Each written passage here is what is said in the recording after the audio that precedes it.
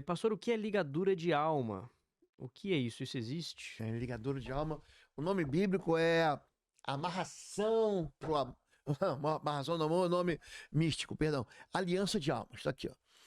Nesse livro, Aliança de Almas, eu tiro alguns textos, né? Eu gosto muito de,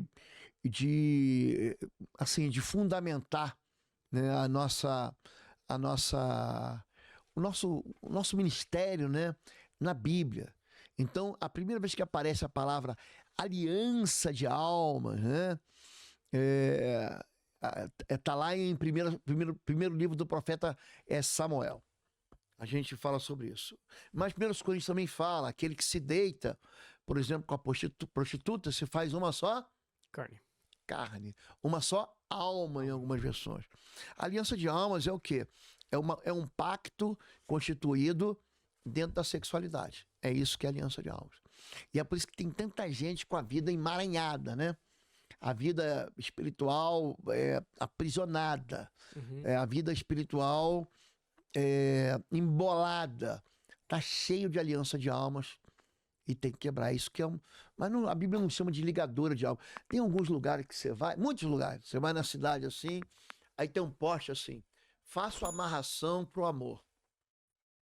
Eu dei um exemplo aqui de um atendimento que eu fiz junto com a pastora Fabíola, mas ela já tinha feito atendimentos assim também, geralmente atendimento com mulheres. Quem faz são as pastoras da igreja, né?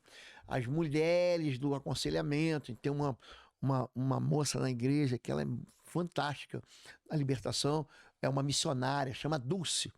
Ela, inclusive, é do Ministério Cá Entre Nós, que são solteiros, né? Uhum. Alguns que são viúvos, divorciados. É um ministério muito forte da nossa igreja.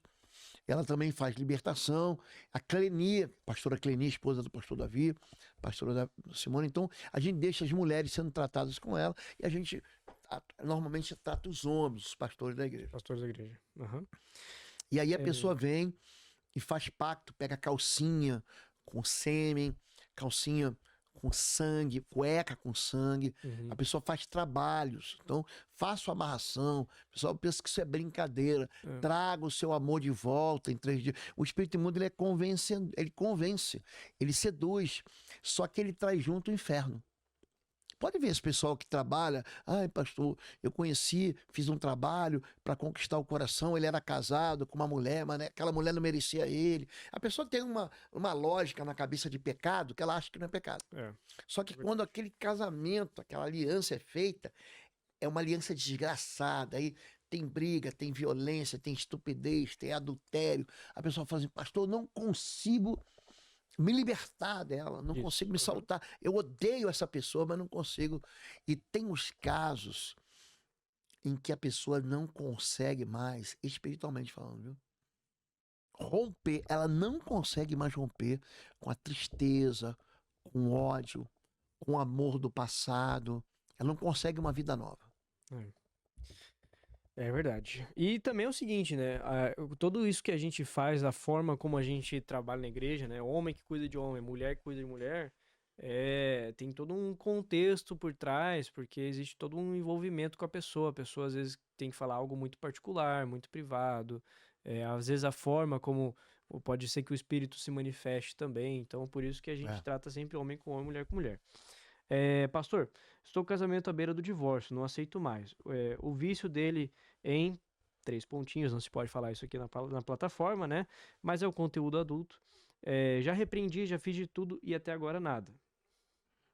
Então ela deixou assim meio no ar. A pergunta é sobre divórcio e o que motiva o divórcio, né? Então, o vício do esposo dela, no caso, né? Existem as pessoas não entendem isso, tem gente que se aproveita disso, né?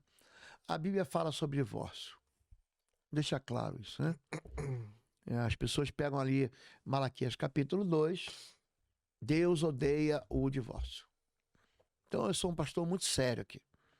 Deus odeia o divórcio.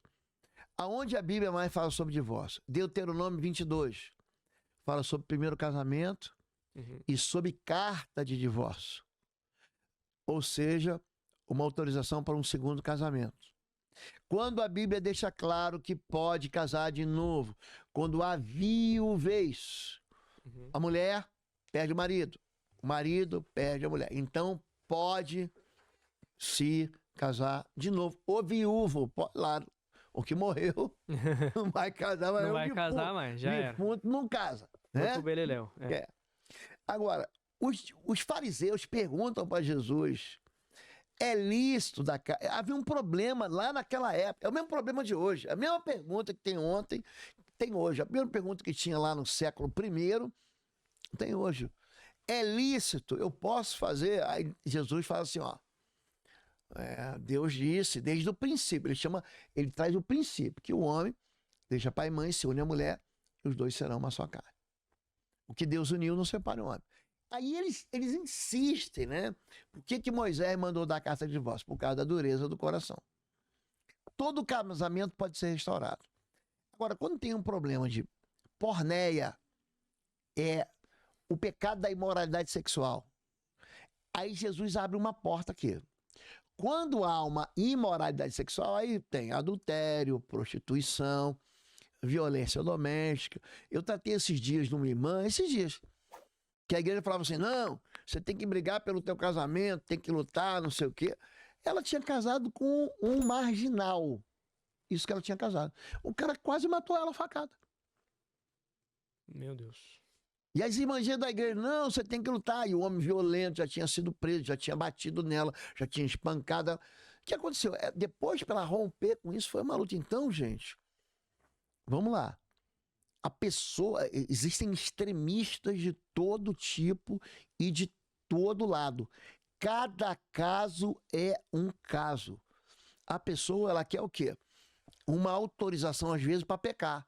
Pastor, posso me casar de novo? O que ela quer? Ela quer que eu responda por ela, para depois dizer para Deus assim, foi o pastor Lobo que autorizou. É uma desculpa. Entendeu? Foi o pastor autorizou. Não, eu vi uma live que o pastor autorizou. Negócio de tatuagem. O pastor autorizou. Gente, não existe isso. Cada um vai responder por si. Não adianta você perguntar assim, dizer para Deus, foi a mulher que tu me deste, foi o diabo que me enganou, que foi o que Adão e Eva falaram, né? Uhum. Pô, cada um botou a culpa no outro. Gente, presta atenção. O casamento é algo sério demais. Você está falando que você não aguenta mais um marido porque ele tem um vício. Podia ser vício de droga. Eu já vi gente que se separou, por quê? Porque o marido trazia um monte de viciado para cheirar cocaína dentro de casa. Isso expunha ela e os filhos dela a um monte de loucura que acontecia. Então o cara não tinha dinheiro, ele trazia o traficante para dentro de casa para usar droga dentro de casa com ele. E virou um ponto ali, como é que chama? Uma biqueira, um ponto de comércio de droga. É. A mulher se separou. É verdade. Quem vai dizer para ela que o que ela fez? O problema é o seguinte, ela é errar de novo. Porque tem gente que pede permissão para separar, para quê? Para pecar de novo. É. Aí daqui a 1, 2 anos, pastor, foi o diabo, eu tô numa maldição, todos os maridos que eu tenho me traem, todos os maridos que eu tenho têm um vício de álcool, têm um vício de cachaça, têm um vício de pornografia, têm um vício de... Entendeu? Uhum. Então preste atenção, a primeira coisa, você tem que consertar teu coração, minha filha. Por quê?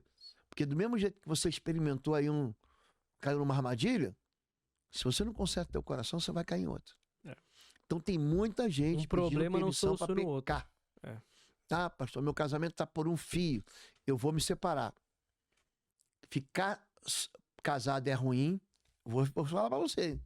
Se separar também é. Pergunta para quem é viciado, para quem é divorciado na sua igreja. Pergunta. Tem um monte de gente que fala, ai pastor, me separei, meu marido me traiu, e ele agora está com outra, casou com outra, agora 2 anos depois, ai pastor, eu também tinha traído, fiz uma besteira, foi a pior coisa que eu fiz na minha vida. É. Então, cuidado com o quê? Com gente que pede permissão, pede autorização para você, para fazer algo que Deus diz para não fazer. Uhum. Eu não autorizo. Ah, eu vou fazer. Então você vai ter que sustentar essa decisão. É só isso. Vou seguir a mesma linha aqui, tá? Então, uma pergunta bem objetiva. Pastor, como quebrar um triângulo amoroso entre os pais? Legal, triângulo amoroso, né?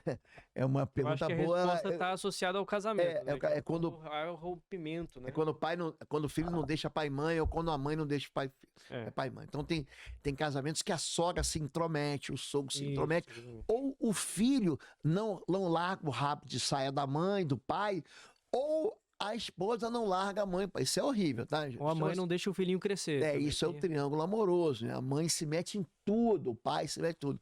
Isso é uma decisão do casal.